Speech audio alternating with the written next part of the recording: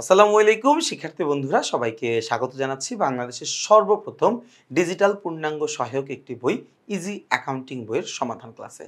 আমরা আজকের এই ক্লাসে সমাধান করব আমাদের হিসাব বিজ্ঞান বইয়ের ষষ্ঠ অধ্যায় জাবেদা নামে যে অধ্যায়টি রয়েছে সেই অধ্যায়ের পাঠ্য বইয়ের যে অনুশীলনীর প্রশ্নগুলো রয়েছে সেই অনুশীলনীর প্রশ্নের ৫ নম্বর প্রশ্নটি আমরা আজকের এই ক্লাসে সমাধান করার চেষ্টা করব। আমরা একটু যদি খেয়াল করে দেখি আমাদের এই অনুশীলনীর প্রশ্নে কি বলা আছে ভাইয়া। আমাদের ৫ নম্বর প্রশ্নে বলেছে, দেখো বলা আছে মেসার্স আলফা ট্রেডার্সের ২০১৭ সালের ১ জানুয়ারি ২০১৭ সালের ১ জানুয়ারি আমরা কি জানি ভাইয়া, এই যে এরকম যখন আমাকে বছরের শুরুর তারিখ বলে তখন আমরা ওইটাকে বলি হচ্ছে প্রারম্ভিক। ভাইয়া আমাকে যখন এরকম বছরের শুরুর তারিখ বলে বা বছরের প্রথম তারিখ বলে তখন সেটাকে আমরা কি বলি, প্রারম্ভিক বলি। তাহলে এখানে তার ব্যবসায়ের প্রারম্ভিক সম্পদ ও দায়ের পরিমাণ দেওয়া আছে কত টাকা, দায়ের দেনের পরিমাণ দেওয়া আছে নগদ ৪০,০০০ টাকা, আসবাবপত্র ১ লক্ষ টাকা, বিনিয়োগ ৫০,০০০ টাকা, পাওনাদার ১০,০০০ টাকা, মূলধন ১,৮০,০০০ টাকা এবং ৩১শে ডিসেম্বর তারিখ অর্থাৎ বছরের শেষে তার ব্যবসায়ের যে লেনদেনগুলো ছিল মোট প্রদত্ত বেতন ১,২০,০০০ টাকা, যার মধ্যে ২০,০০০ টাকা অগ্রিম প্রদান করা হয়েছে, ভাড়া প্রদান করা হয়েছে কিন্তু ভাড়া প্রদান করা হয়েছে ৫০,০০০ টাকা এবং ১০,০০০ টাকা বকেয়া আছে, বিনিয়োগের প্রাপ্য সুদের পরিমাণ কত ৫,০০০ টাকা, আসবাবপত্রের উপর অবচয় কত টাকা ১০,০০০ টাকা। আচ্ছা, আমাকে ক নাম্বার প্রশ্নে কি বলছে ভাইয়া, আমার ক নাম্বার প্রশ্নে আমার কাছে জানতে চাইছে উপর্যুক্ত তথ্য হতে প্রারম্ভিক জাবেদা দাখিলা দাও। অর্থাৎ এই যে আমার যে প্রারম্ভিক কিছু উদ্ধৃত্ত দেওয়া আছে এই উদ্ধৃত্তগুলো থেকে আমি কিছু প্রারম্ভিক জাবেদা দিব, এই উদ্ধৃত্তগুলো থেকে আমি কি করব, প্রারম্ভিক জাবেদা দিব, তাই না? আচ্ছা আসো আমরা তাহলে এই জায়গা থেকে প্রারম্ভিক জাবেদা দেই। আমরা এই জায়গা থেকে প্রারম্ভিক জাবেদা দেই, একটু খেয়াল করে দেখো এই জায়গা থেকে আমরা কি করব, প্রারম্ভিক জাবেদা দাখিলা দিব। কি দিব, প্রারম্ভিক জাবেদা দাখিলা দিব। একটু এখানে যদি আমরা খেয়াল করে দেখি প্রারম্ভিক জাবেদা দাখিলা আসলে আমাকে খুব একটা কঠিন কিছু করতে হয় না, খুব একটা কষ্ট করতে হয় না, আমাকে শুধুমাত্র এখানে জানতে হয় কোন উদ্ধৃত্তের স্বাভাবিক জের কি হয়, কোন একটা হিসাবের স্বাভাবিক জের কি, এই জিনিসটা জানতে পারলেই প্রারম্ভিক জাবেদা করা যায়। যেমন সম্পত্তিবাচক হিসাবের সাধারণ জেরকে ডেবিট করতে হয় কারণ এটার স্বাভাবিক জের ডেবিট, দায়বাচক লেনদেনের বা দায়বাচক হিসাবের স্বাভাবিক উদ্ধৃত্ত ক্রেডিট, মূলধন বা মালিকানা সত্ত্বের স্বাভাবিক উদ্ধৃত্ত ক্রেডিট। আরেকবার বলছি, সম্পদের স্বাভাবিক উদ্ধৃত্ত ডেবিট, দায়ের স্বাভাবিক উদ্ধৃত্ত ক্রেডিট, মালিকানা সত্ত্বের স্বাভাবিক উদ্ধৃত্ত ক্রেডিট। তো কোনটার স্বাভাবিক উদ্ধৃত্ত কি এটা জানতে পারলে আমি প্রারম্ভিক জাবেদা করতে পারি। কথাটা কি বোঝাইতে পারছি?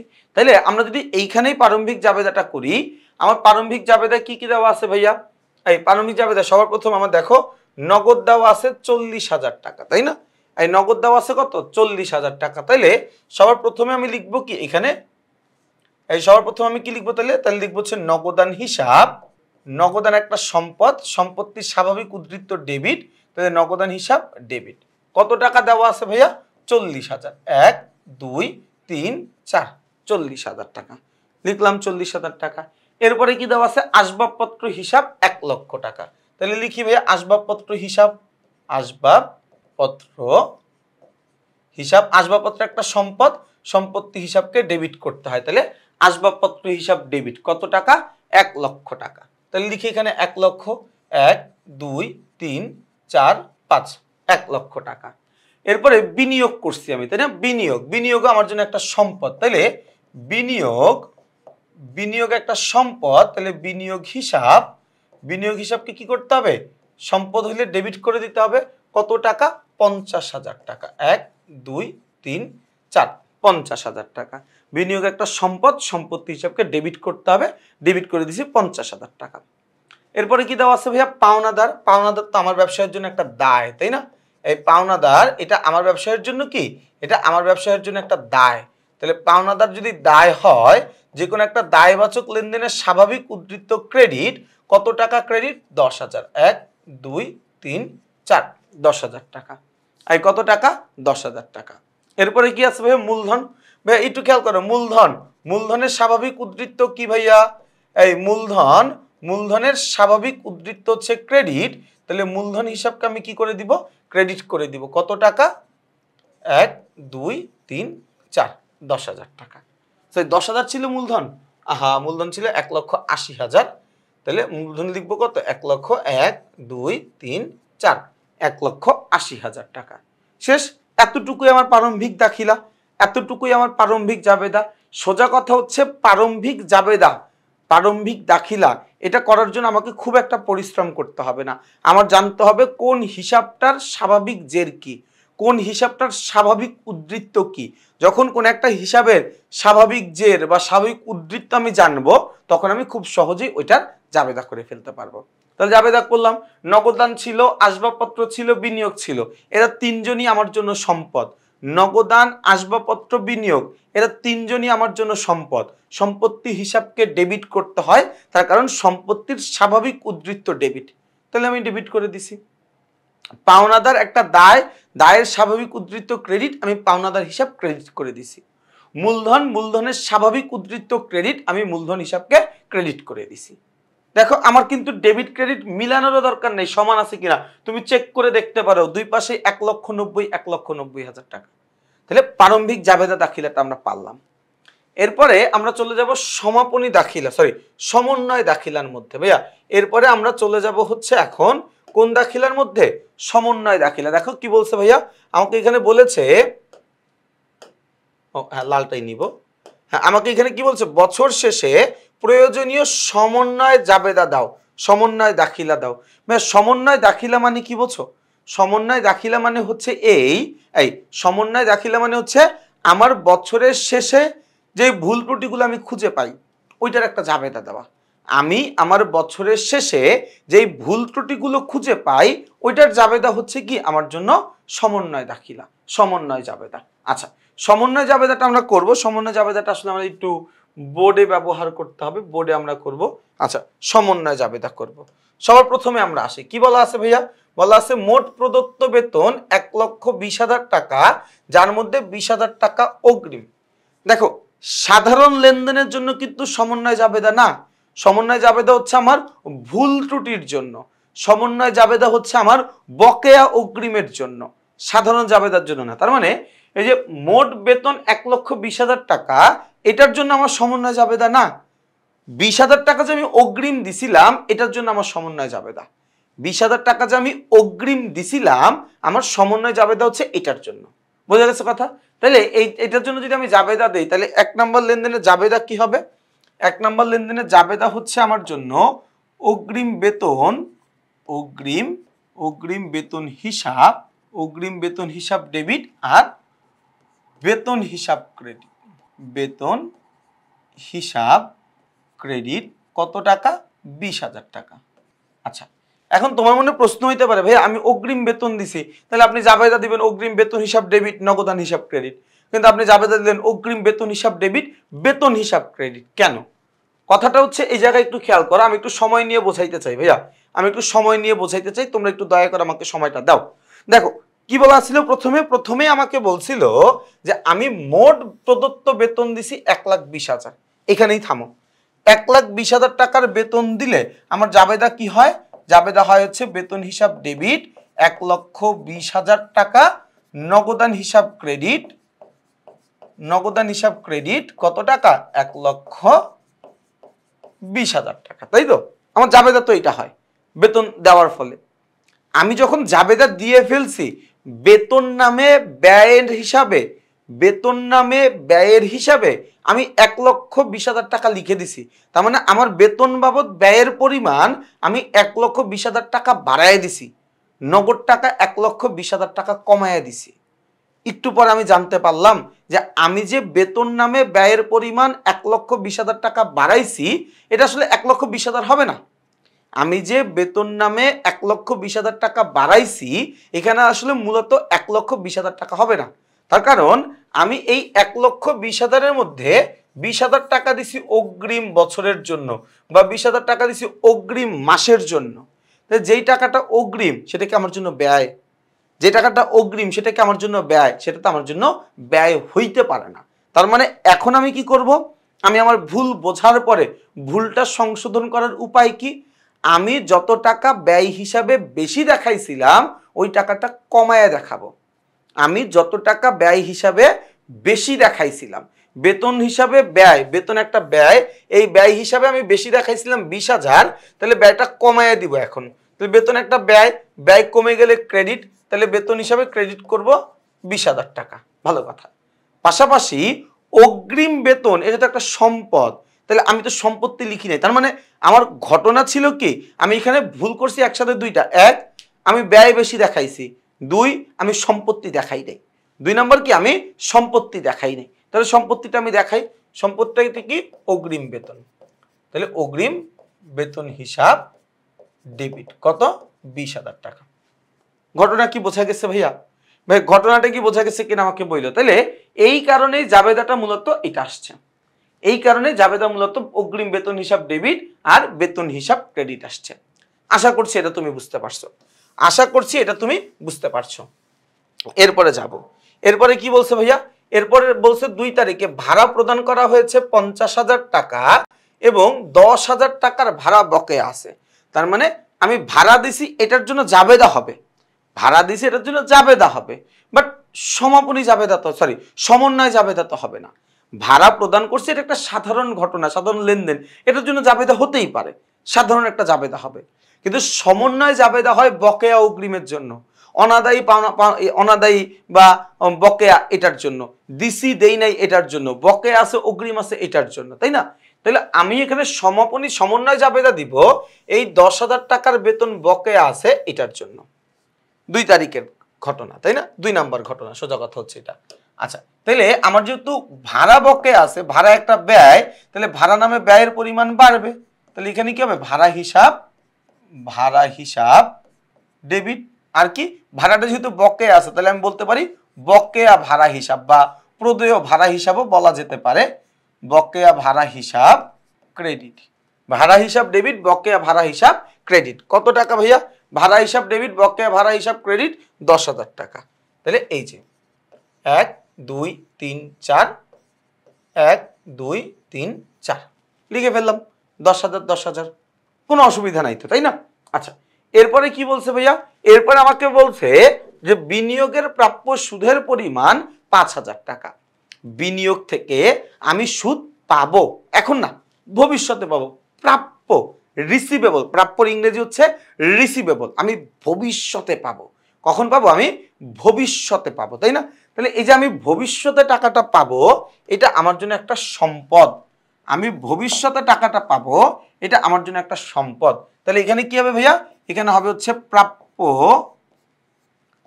প্রাপ্য সুদ হিসাব বা প্রাপ্য সুদ আয় হিসাব, যেহেতু ভবিষ্যতে আমি পাবো, প্রাপ্য সুদ আয় হিসাব ডেবিট আর সুদ আয় হিসাব ক্রেডিট।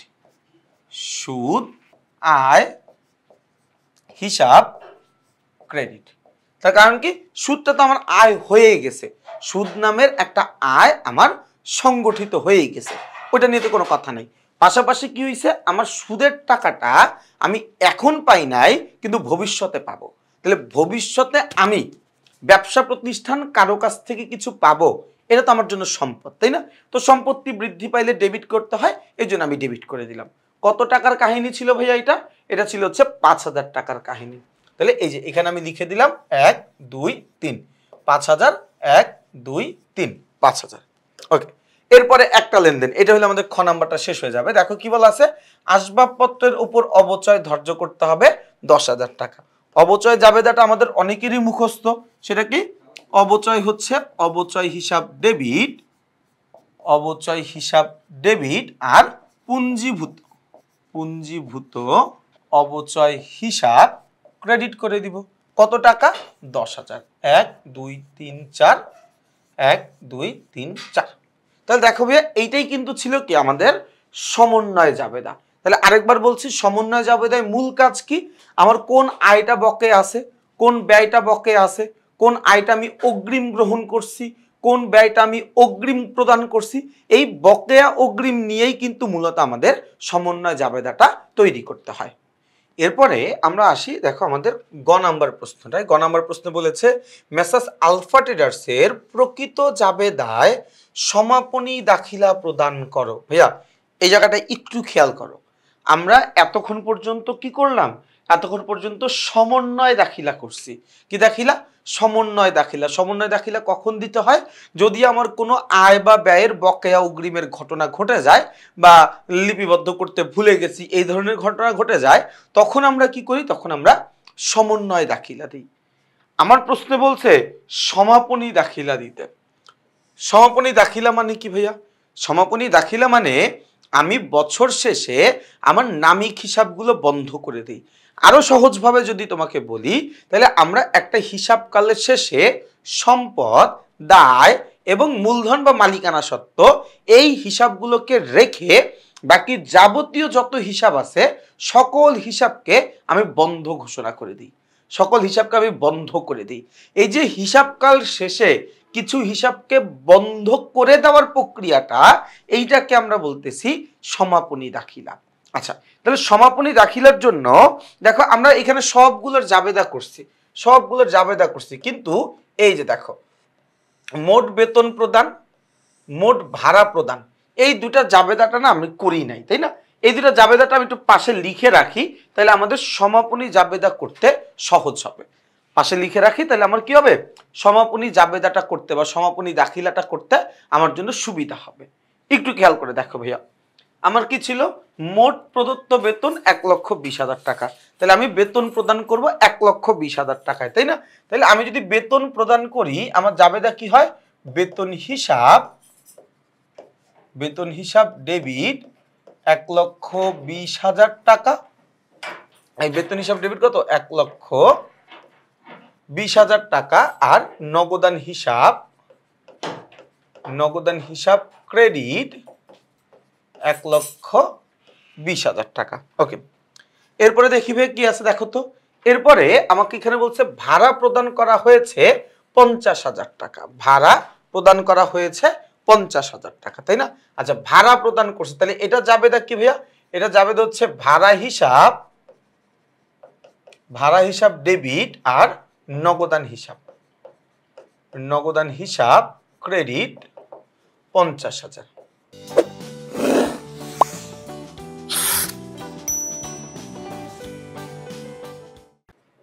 50,000, 50,000। ওকে, এই পর্যন্ত আমার বোঝা হইল, এই পর্যন্ত আমার বোঝা হইল। এখন আসো আমরা একটু একটু চিন্তা করি। সমাপনী দাখিলা দিতে হয় আমার আয় এবং ব্যয়ের জন্য, সোজা কথা সম্পদ, দায়, মালিকানা সত্ত্ব বাদ দিয়ে সবগুলোর জন্য। তাহলে এই যে একটা বেতন হিসাব আছে, এটা একটা ব্যয়বাচক হিসাব। এই যে একটা ভাড়া হিসাব আছে, এটা একটা ব্যয় হিসাব। সুদ, এটা একটা আয় হিসাব। অবচয়, এটা একটা ব্যয় হিসাব। এইখানে আমার বেতন হিসাব আছে, এটা একটা ব্যয় হিসাব। এইখানে আমার একটা ভাড়া হিসাব আছে, এটা হচ্ছে কি আমার জন্য একটা ব্যয় হিসাব। তাহলে আমার কাজ কি? আমার কাজ হচ্ছে এই আয় ব্যয় হিসাবগুলোকে বন্ধ করে দেওয়া। কি করা? আমার এই আয় বা ব্যয়বাচক হিসাবগুলোকে বন্ধ করে দেওয়া। আর আমি এই আয় বা ব্যয়বাচক হিসাবগুলোকে বন্ধ করব কিভাবে? বন্ধ করার একটা সহজ উপায় হচ্ছে এই, যেটার স্বাভাবিক জের যেটা, সেই হিসাবে আয় সারাংশ লিখে দেওয়া। যেমন আমরা সবাই জানি যে আমার প্রতিষ্ঠানে ব্যয়বাচক লেনদেনগুলো বা ব্যয়ের স্বাভাবিক উদ্ধৃত হচ্ছে ডেবিট। তাহলে আমি কি করব? এই ব্যয় হিসাবটারে তখন ক্রেডিট করে দিব যখন আমি বন্ধ করতে চাচ্ছি তখন। তার ডেবিটে কি লিখে দিব? ডেবিটে লিখে দিব আয় সারাংশ হিসাব। ডেবিটে কি লিখে দিব? ডেবিটে লিখে দিব হচ্ছে আয় সারাংশ হিসাব। কথাটা কি বুঝাইতে পারছি? আবার আয়বাচক লেনদেন, খেয়াল করো, আয়বাচক লেনদেন, আয়বাচক লেনদেনের স্বাভাবিক উদ্ধৃত হচ্ছে ক্রেডিট। আয়বাচক লেনদেনের স্বাভাবিক উদ্ধৃত হচ্ছে ক্রেডিট। তাহলে এইটারে আমি কি করব? এইটারে হচ্ছে আমি রিপ্লেস করে দিব, রিপ্লেস করে উল্টায় দিব। উল্টায়া এই আয়বাচক হিসাবটারে করে দিব ডেবিট। তাহলে ক্রেডিট করব কাকে? ক্রেডিট করব আয় সারাংশ হিসাবকে, আয় সারাংশ হিসাব। তার মানে আমি তোমাকে যেটা বোঝাইতে চাচ্ছি সেটা হচ্ছে এই, যে আমার হিসাবটাকে আমি আয় সারাংশ দ্বারা বন্ধ করব, তাই না? বিশদ আয় বিবরণী দ্বারা বন্ধ করব, আয় বিবরণীর মাধ্যমে বন্ধ করব। এই কারণে আমার হিসাব যেটা আছে সেটাকে উল্টায় দিতে হবে। ব্যয়বাচক হিসাবগুলো সাধারণত ডেবিট হয়, ওইটাকে উল্টায় ক্রেডিট করে দিব।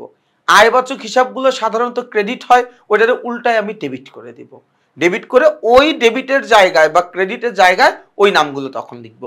আমি করি, তোমরা দেখলে বুঝবা, এই জিনিসটা দেখলে তোমরা বুঝে যাবা। আচ্ছা, এই জায়গাটা আমরা করবো। সবার আগে আসো আয়ের জন্য জাবেদাটা লিখি, আয়ের জন্য দেই। এই যে দেখো, এইটা একটা আয়বাচক জাবেদা, তাই না? এই যে প্রাপ্য সুদ, সুদ আয় হিসাব ক্রেডিট, এটা একটা আয়, তাই না? তাহলে এই আয়বাচক হিসাবটাকে আমি বন্ধ করে দিব। এই আয়বাচক হিসাবটাকে বন্ধ করার জন্য আমি জাবেদা দিব কি, আয় হিসাবটা, আয়ের সাধারণ উদ্দীর্ঘ কি ক্রেডিট, এটার আমি কি করে দিব, ডেবিট করে দিব। তাহলে আমি এখানে লিখে দেই সুদ আয় হিসাব, সুদ আয় হিসাব ডেবিট। এই সুদ আয় হিসাব কি করে দিব, সুদ আয় হিসাবরে ডেবিট করে দিব। পাশাপাশি কি করবো ভাইয়া, পাশাপাশি আয় সারাংশকে ওই জায়গায় রিপ্লেস করবো, মানে ওই জায়গাটায় আয় সারাংশ হিসাব লিখবো। যেখানে একটা আয় ছিল সেখানে আমি আয় সারাংশ লিখবো। তুমি আয় সারাংশের জায়গায় তুমি লিখতে পারো বিশদ আয় বিবরণী, তুমি লিখতে পারো আয় বিবরণী, একটা কিছু লিখতে পারো তুমি, এই তিনটার মধ্যে কোনো অসুবিধা নেই। কত টাকার কাহিনী ছিল ভাইয়া, 5,000 টাকার। তাহলে এখানে আমি লিখে দিব 5,000, 1 2 3, 1 2 3। ওকে, এই পর্যন্ত আমি বুঝলাম। এরপরে দেখো বাকি সবগুলো যা আছে সব আমার জন্য ব্যয়। বেতন একটা ব্যয়, ভাড়া একটা ব্যয়, অবচয় একটা ব্যয়। এখন তুমি চাইলে সবগুলো ব্যয়ের জন্য আলাদা আলাদা জাবেদা দিতে পারো, তুমি চাইলে সবার জন্য একসাথে জাবেদা দিতে পারো। আমি তোমাকে আলাদা আলাদা করে জাবেদা দিয়ে বুঝাই, তাহলে তোমার জন্য জিনিসটা বুঝতে সুবিধা হবে। সর্বপ্রথম আমরা বেতনে আসি। দেখো, এক জায়গায় আছে বেতন হিসাব ক্রেডিট 20,000, আরেক জায়গায় বেতন হিসাব আছে ডেবিট 1,20,000। ডেবিট ক্রেডিট কাটাকাটি করলে আমার বেতন হিসাব ডেবিট থাকে 1,00,000 টাকা। এই ডেবিট ক্রেডিট কাটাকাটি করলে আমার বেতন হিসাব কি থাকে, ও উপরে চলে গেছে না। এই এক জায়গায় দেখো বেতন দেওয়া আছে ক্রেডিট, ক্রেডিট দেওয়া আছে কত, 20,000 টাকা। বেতন হিসাব ডেবিট দেওয়া আছে কত, 1,20,000 টাকা। ডেবিট আর ক্রেডিট কাটাকাটি করে দাও, কাটাকাটি করে দিলে আমার এখানে ডেবিট ব্যালেন্স থাকে কত টাকা, ডেবিট ব্যালেন্স থাকে 1,000 টাকা বেতন নামে আমার ব্যয় হিসাবে থেকে যায়। আমি এখানে ভুলটা কি করছিলাম, 1,20,000 টাকা ব্যয় হিসাবে দেখাই দিছিলাম। পরে দেখলাম যে না, 20,000 টাকা তো আমার জন্য ব্যয় না, 20,000 টাকা আমার জন্য সম্পদ। ঠিক আছে, 20,000 টাকা সম্পদ, বাকি 1,00,000 টাকা তো আমার জন্য ব্যয় ভাইয়া, বাকি 1,00,000 টাকা আমার জন্য ব্যয়, তাই না? তো যেই 1,00,000 টাকা আমার জন্য ব্যয়, ওইটার জন্য জাবেদা দিব। যেই 1,00,000 টাকা আমার জন্য ব্যয়, ওই ব্যয়ের জন্য আমি জাবেদা দিব, সমন্বয় সমাপনী জাবেদা দিব, তাই না? আচ্ছা, তাহলে বেতন হিসাব সবসময় ডেবিট হয়, তাই না? তো যেহেতু আয় সারাংশ দিয়ে রিপ্লেস করব, তাহলে তখন ওই ব্যয়ের জায়গায় কে বসবে, আয় সারাংশ হিসাব বসবে। তাহলে এখানে আয় সারাংশ হিসাব ডেবিট, আর বেতন হিসাব কি হবে, বেতন হিসাব ক্রেডিট। কত টাকা, 1 2 3 4 5, 1 2 3 4 5। অসুবিধা আছে ভাইয়া কোনো? ওকে, এরপরে আমরা যাই, একটু খেয়াল করো। এরপরে আরেকটা ব্যয় কি আছে, ভাড়া হিসাব। দেখো ভাইয়া, ভাড়া হিসাব এইখানেও ডেবিট, ভাড়া হিসাব এইখানেও ডেবিট। 10,000 টাকা আর 50,000 টাকা, তাহলে মোট কত ভাইয়া, 60,000 টাকা। তাহলে ভাড়া এটাও একটা ব্যয়, এই ভাড়া এটাও একটা কি ব্যয়, তাই না? তাহলে এই জায়গায় 3 নম্বর দিয়ে আমরা লিখতে পারি, এখানে এই 3 নম্বর দিয়ে এখানে আমি লিখতে পারি ব্যয়, যেহেতু ব্যয়টাকে আমি রিপ্লেস করব আয় সারাংশ দ্বারা, যেহেতু আমি সমাপনী জাবেদা দিচ্ছি, তাহলে আয় সারাংশ হিসাব ডেবিট, আর ভাড়া হিসাব ক্রেডিট। আয় সারাংশ হিসাব ডেবিট আর ভাড়া হিসাব ক্রেডিট। কত টাকা ভাইয়া, এই কত টাকা যেন ছিল, কত টাকা, 50,000 আর 10,000, 60,000 টাকা। কত টাকা, 60,000 টাকা। তাহলে এখানে লিখি 1 2 3 4, 1 2 3 4, 60,000 টাকা, 60,000 টাকা। বোঝা গেছে কথা? ওকে, এরপরে আর কি কোনো ব্যয় ছিল? হ্যাঁ, আরেকটা ব্যয় ছিল অবচয়, ওর সাথে আর কেউ নেই, ও একাই আছে, তাই না? তাহলে আবার দেই অবচয়ের জাবেদাটা আমরা দেই, অবচয়ের জাবেদা দিই। অবচয় একটা ব্যয়, ব্যয় হিসাবকে আমি এখন কি করব, আয় সারাংশ দিয়ে রিপ্লেস করব। আয় হইলে ক্রেডিট পাশে আয় সারাংশ হিসাব হয়, তাই না? আচ্ছা, আয় সারাংশ হিসাব ডেবিট, আর কি হবে, অবচয় হিসাব ক্রেডিট। কত টাকা ভাইয়া, এই কত টাকা এখানে 10,000 টাকা। কত টাকা 10,000। 1 2 3 4 1 2 3 4 10,000 টাকা 10,000 টাকা। ওকে, এই যে এতটুকুর কাজ আমি করলাম, এই যে এই তিনটাকে আমি ভেঙে ভেঙে লিখছি এখানে, তাই না ভাইয়া? এই তিনটাকে আমি কি করছি ভেঙে ভেঙে লিখছি। এই তিনটাকে ভেঙে ভেঙে না লিখলেও কিন্তু একসাথে লিখলেও কিন্তু লেখা যায়। এই তিনটা জাবেদাকে আমি যদি একসাথে লিখতে চাই সেটাও লিখতে পারতাম। কিভাবে লিখতাম ভাইয়া? তখন আমি লিখতাম হচ্ছে আয় সারাংশ হিসাব ডেবিট, আয় সারাংশ হিসাব ডেবিট, তারপরে কি বেতন হিসাব ক্রেডিট, বেতন হিসাব ক্রেডিট কত টাকা 1 লক্ষ। 1 2 3 4 5। তারপরে কি ভাইয়া? এরপর হচ্ছে ভাড়া হিসাব, ভাড়া হিসাব ক্রেডিট, ভাড়া হিসাব ক্রেডিট কত 60,000। 1 2 3 4। এরপরে কি অবচয় হিসাব ক্রেডিট, অবচয় হিসাব ক্রেডিট কত টাকা 10,000। 1 2 3 4। তাহলে ভাইয়া 1,60,000 আর 10,000 যোগ করলে কত 1,70,000 টাকা। তাহলে 1,70,000 টাকা ডেবিট। বোঝা গেছে ভাই আমার কথাটা? আমি যদি আলাদা আলাদা না লিখতাম, আমি যদি চাইতাম যে ভাই আমি এটা একবারে লিখবো, একবারে লিখলে আমি কি করতে পারতাম জিনিসটা এইভাবে লিখতে পারতাম। একবারে লিখলে আমি জিনিসটা কি করতে পারতাম এইভাবে লিখতে পারতাম। এখন তোমার মনে হইতে পারে যে ভাই তাহলে তো জাবেদা শেষ, অঙ্ক শেষ, তাই না? একটু কাজ বাকি আছে। একটু কাজ কি বাকি আছে ভাইয়া? এই জায়গায় দেখো আমার আয় ছিল একটা, এখানে আমার আয় ছিল একটা আয় ছিল কত টাকার 5,000 টাকার। এই আমার এখানে আয় ছিল একটা কত টাকার 5,000 টাকার। ব্যয় আছে কতগুলা? ব্যয় আছে 3টা। এই 3টা ব্যয়ের সমষ্টি হচ্ছে 1,70,000 টাকা, তাই না? তাহলে আমি যদি এইখানে শুধুমাত্র আমার লাভ ক্ষতির হিসাব করতে চাই, কারণ সমাপনী দাখিলা দেওয়া মানে কি আমার বাকি সব কাজ হয়ে গেছে, বাকি সব কাজ শেষ, এই জায়গায় আমি ভুল করার জন্য আমি আটকাই গেছি। তাই শুধুমাত্র এই ভুলটুকুরিকে নিয়ে আমার কাজ করতে হবে। ওভারঅল পুরো হিসাব বিজ্ঞান মানে পুরো প্রতিষ্ঠানের হিসাব নিয়ে আমার মাথা ব্যথা নেই। আমার কথা বুঝতে পারছি? যেহেতু আমি ভুল করছিলাম, ভুল সংশোধন করছি, ওই সংশোধন থেকে সমাপনী দাখিলা দিচ্ছি, এই কারণে আমার পুরো প্রতিষ্ঠানের যে হিসাব ওইটা নিয়ে আমার আপাতত মাথা ব্যথা নাই। আমার মাথা ব্যথা শুধুমাত্র আমার কাছে যে কটা তথ্য আছে ওই কটা নিয়ে। তাইলে আমার আয় হয়েছে 5,000, ব্যয় হয়েছে 1,70,000। তাহলে এটা কি আমার জন্য ক্ষতি হয়েছে না? এটা কি আমার জন্য কি হয়েছে ভাইয়া? ক্ষতি হয়েছে না? ক্ষতি হয়েছে কত টাকা ভাইয়া? ক্ষতি হয়েছে 1,65,000 টাকা। এই ক্ষতি হয়েছে কত টাকা? ক্ষতি হয়েছে আমার 1,65,000 টাকা। তাহলে যেই টাকাটা আমার জন্য ক্ষতি, ক্ষতির টাকা আমি কি করি ভাইয়া মনে করো তো? ক্ষতির টাকা আমি মূলধন থেকে বাদ দিই, তাই না? নিট ক্ষতি হলে কি মূলধন থেকে বাদ দিতে হয়। তাহলে এই নিট ক্ষতি হওয়ার কারণে আমার মূলধনের পরিমাণ কমে যাবে। সরি, হ্যাঁ, ক্ষতি হওয়ার কারণে আমার এখানে কি হবে মূলধনের পরিমাণ কমে যাবে। মূলধন কমে গেলে ক্রেডিট করতে হয়। তাহলে এখানে আমি লিখবো মূলধন হিসাব ক্রেডিট, সরি ডেবিট, মূলধন হিসাব কি হবে মূলধন হিসাব ডেবিট কত টাকা? মূলধন হিসাব ডেবিট 1,65,000 টাকা। আর কি হবে নিট ক্ষতিটাকে আমি কি করছি মূলধন দ্বারা মাইনাস করেছি, মানে মূলধন দ্বারা এটার কাজ শেষ করে ফেলছে। তাহলে নিট ক্ষতি কমে যাবে। নিট ক্ষতি কত 1,65,000 টাকা কমে যাবে।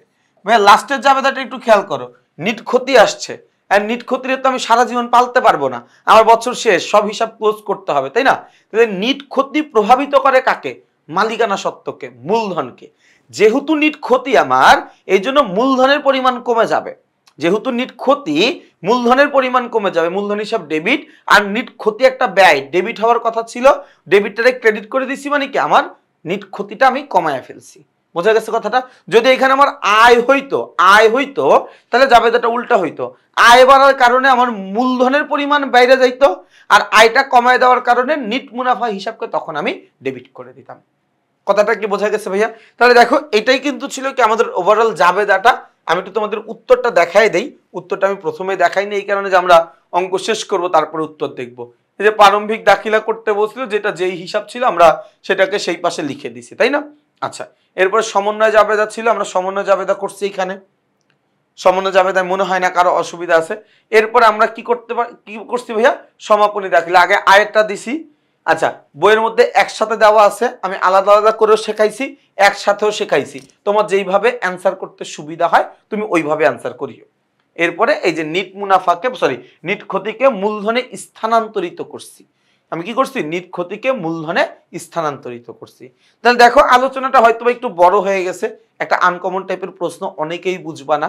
একদম সরল মনে যদি তোমাকে আমি বলি যে যারা যারা বুঝতেছো আলহামদুলিল্লাহ ভালো। যদি কেউ মনে করো যে কিছুটা বুঝো নাই, তাহলে আরেকবার ক্লাসটা করো, আবার বুঝবা। কেউ যদি এরকম থাকো যে ভাই আমি আগামাথা কিছুই বুঝি নাই, তার জন্য আমি বলবো যে তুমি সমন্বয় দাখিলাটা বাদ দাও। কারণ এসএসসি পরীক্ষায় সমন্বয় দাখিলা থেকে একটা সৃজনশীল আসতেও পারে, নাও আসতে পারে। মানে এই একটা সমন্বয় শিখতে গিয়ে তোমাকে যেই পরিমাণে এফোর্ট দিতে হবে, এটা দিয়ে তুমি অন্য আরো 2টা চ্যাপ্টার শিখে ফেলতে পারবা, 20 নাম্বার কমন ফেলতে পারবা। আর এই জায়গা থেকে 10 নাম্বার নাও আসতে পারে। এই জন্য যারা পুরোপুরি বুঝছো তো আলহামদুলিল্লাহ, তুমি 10 নাম্বার অপরচুনিটি তোমার হাতে বাড়লো। যারা মোটামুটি বুঝছো তারা আরেকটু চেষ্টা করে পুরোটা বুঝে ফেলো। আর যারা কিছুটা দুর্বল, যে ভাই আমি কিছুই বুঝতেছি না, সমন্বয় দাখিলে আমার মাথার উপর দিয়ে যাচ্ছে, তাদের কথা হচ্ছে ভাই এখন তো তোমার শেখার দরকার নেই, বাট সমন্বয় দাখিলা দরকার। আমার এইচএসসিতে উঠলে হিসাব বিজ্ঞান প্রথম পত্রে আমার খুব মানে অনেক বেশি প্যারা আছে সমন্বয় নিয়ে। কার্যপত্র নামের একটা অঙ্ক আছে, ওইখানে আমাকে সমন্বয় জাবেদা ভালো করে শিখতে হয়, পারতে হয়, জানতে হয় ওই অঙ্কটা করার জন্য। তাহলে আমি আশা করছি এই পর্বে কারো কোনো অসুবিধা নাই। তোমরা যারা যারা ইজি অ্যাকাউন্টিং বইটা কিনেছো তোমরা অবশ্যই আমাকে জানাবা বইটা তোমাদের কাছে কেমন লাগছে, বইটা পড়ে তোমরা কেমন বোধ করছো, এটা আমাকে অবশ্যই জানাবা। যারা এখনো বইটা সংগ্রহ করো নাই তাদেরকে আমি বলবো যত দ্রুত সম্ভব বইটা সংগ্রহ করে ফেলো। এই একটা মাত্র বই আছে যেটা তোমাকে এসএসসি পরীক্ষাতে হিসাব বিজ্ঞানের সর্বোচ্চ ভালো ফলাফল নিশ্চিত করবে। তাহলে ভাই সবাই ভালো থাকবা, সুস্থ থাকবা, আমার জন্য বেশি বেশি করে দোয়া করবা। আসসালামু আলাইকুম।